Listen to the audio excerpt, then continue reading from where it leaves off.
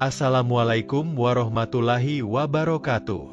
Selamat datang kembali di channel Kak Nonin, tempat di mana kita mengulas secara mendalam isu-isu terkini seputar dunia haji dan umroh, serta dinamika kebijakan yang mengitarinya. Pada video kali ini, kita akan membahas dua wacana besar yang sedang ramai diperbincangkan. Pertama, tentang kemungkinan kuota haji tanpa batas, dan yang kedua, mengenai ide perjalanan haji melalui jalur laut. Kedua wacana ini memantik harapan besar umat Islam, namun juga menyisakan pertanyaan penting, apakah ini benar-benar solusi untuk umat, atau hanya sekadar gimik politik semata? Mari kita mulai dari isu pertama, wacana kuota haji tanpa batas. Belum lama ini, Menteri Agama Indonesia, Nasaruddin Umar, mengungkapkan bahwa pemerintah Arab Saudi tengah mengkaji kemungkinan untuk menghapus batas kuota haji bagi tiap negara. Ini tentu menjadi angin segar bagi umat Islam Indonesia yang selama ini harus menunggu hingga puluhan tahun hanya untuk mendapatkan kesempatan berhaji. Dengan sistem kuota yang berlaku saat ini, Indonesia mendapatkan kuota sekitar 200.000 lebih per tahun. Sementara itu, antrean jamaah haji kita sudah mencapai 5,3 juta orang. Bahkan di beberapa daerah, masa tunggu haji telah menyentuh angka yang fantastis, 40 hingga 47 tahun. Bayangkan, jika kuota haji benar-benar dibuka tanpa batas, maka dalam waktu singkat ratusan ribu calon jamaah dari Indonesia bisa mendaftar dan berangkat. Bisa jadi dalam satu musim haji, kita akan melihat 300.000 hingga 500.000 jamaah dari Indonesia saja. Tapi apakah Arab Saudi siap untuk menampung tambahan jamaah dari berbagai negara dalam jumlah yang sangat besar? Masalah terbesar ada pada satu titik penting dalam pelaksanaan haji, yaitu Mina. Mina adalah lokasi di mana para jamaah haji bermalam selama pelaksanaan ritual haji. Tempat ini sangat krusial karena menampung jutaan jamaah secara bersamaan dalam waktu yang sama. Namun kapasitas Mina sangat terbatas. Infrastruktur tenda, toilet, dan suplai air seringkali tak memadai. Bahkan pada musim haji 2025 lalu, banyak jamaah yang terpaksa tidur di jalanan karena kehabisan tempat. Mereka kekurangan makanan, air minum, dan fasilitas sanitasi yang layak. Ini bukan hanya masalah kenyamanan, tapi juga masalah kemanusiaan. Jika kuota dibuka tanpa batas, kondisi ini bisa semakin parah. Tanpa perluasan besar-besaran di Mina dan penguatan infrastruktur secara signifikan, wacana ini bisa menjadi bencana logistik dan kemanusiaan. Maka dari itu, perlu ada reformasi menyeluruh. Arab Saudi perlu mengembangkan teknologi manajemen kerumunan yang super ketat, sistem penjadwalan waktu ritual haji secara bergiliran, dan mungkin pembatasan kuota tetap dilakukan melalui skema harga atau kuota teknis masing-masing negara. Jika tidak, maka yang terjadi hanyalah mimpi indah yang menyiksa dalam pelaksanaannya. Berpindah ke isu kedua, yaitu wacana perjalanan haji melalui jalur laut.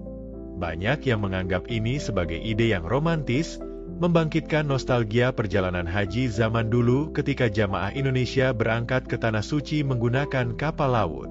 Wacana ini juga dipandang sebagai alternatif yang lebih spiritual, ramah lingkungan, dan bisa jadi lebih murah. Tapi apakah benar demikian? Mari kita tinjau kenyataannya.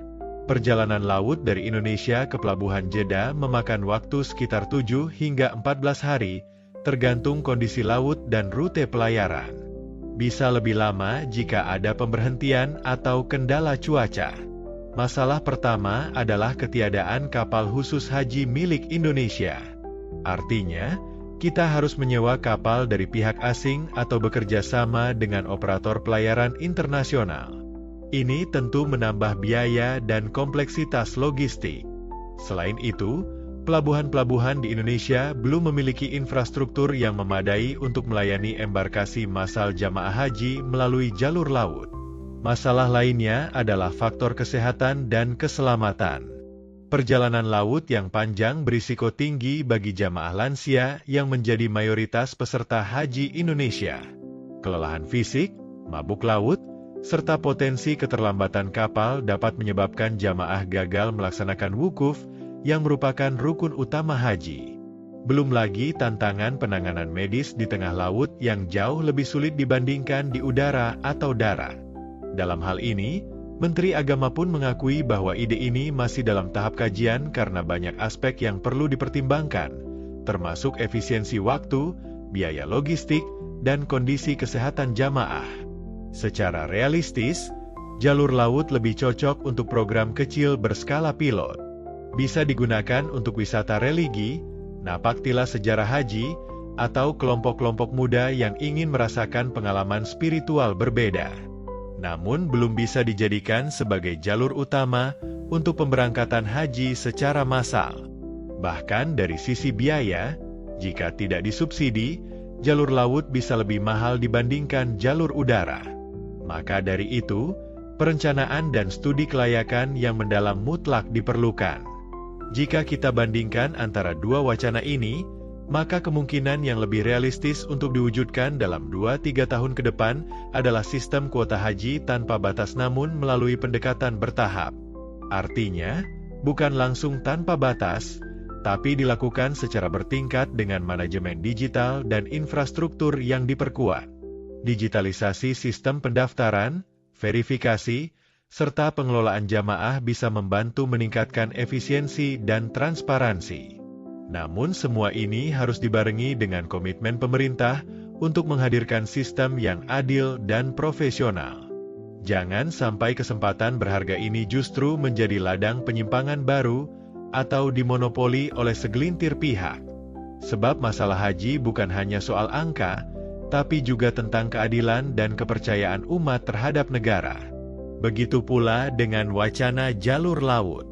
Jika benar-benar ingin diwujudkan, maka harus dilaksanakan secara hati-hati. Jangan sampai jadi proyek pencitraan yang menghabiskan anggaran, tapi tidak menjawab kebutuhan utama jamaah. Perlu ada transparansi, partisipasi publik, dan akuntabilitas dalam setiap langkahnya. Sebagai penutup, kita semua tentu mengapresiasi upaya pemerintah dalam mencari solusi atas panjangnya antrean haji.